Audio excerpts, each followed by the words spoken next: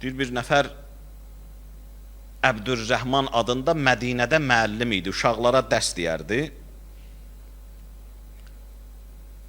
İmam Hüseyin əleyhissalam uşaqlarından birini aparır, qoyur bu müəllimin yanına.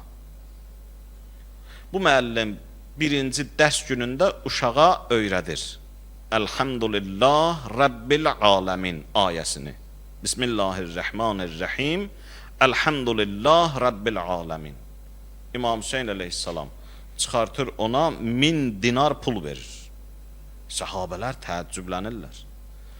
Ağa, o neylədir ki, sən ona bu qədər əvəz, bu qədər qarşılıq? İmam buyurdu ki, onun mənə mənim uşağıma verdiyinin yanında mənim ona verdiyim nədir ki?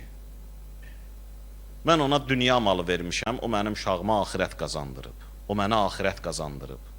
O mənə bunu qazandırıb ki, Peyğəmbər buyurur, keçirdi bir qəbristanlıqdan, səhabələrə dedi, tez keçin buradan.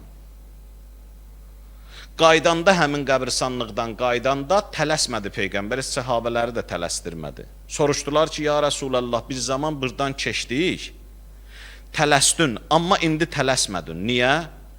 Dedi, buradan keçəndə siz eşitmirdiniz, bir nəfər təzə kişini gətirib dəfn eləmişdilər, əzab səsindən mən narahat oldum, ona görə dedim ki, tez keçək buradan. Amma qaydanda onun əzabı kəsilmişdi. Niyə? Ya Rasulallah, nə səbəb oldu?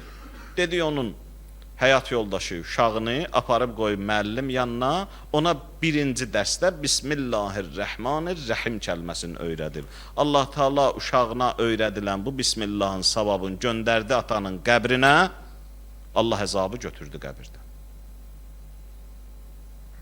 Onun mənə verdiyinin yanında mənim ona verdiyim nədir ki? Həm Allah buyurur, həm Həzrəti İmam Hüseyin əleyhissalamın həyatında bu nümunə var ki, kəramətli insan belə eləyər. Kəramətli insan əvəz-əvəz prinsipi ilə yaşamaz. Quran-ı Kərim ki buyurur, fəstəbiqul xeyrat, yarışın xeyirli işlərdə, onu əsas götürər. Münasibətlərdə yarışın. Belə olmasın ki, ancaq əvəz olsun.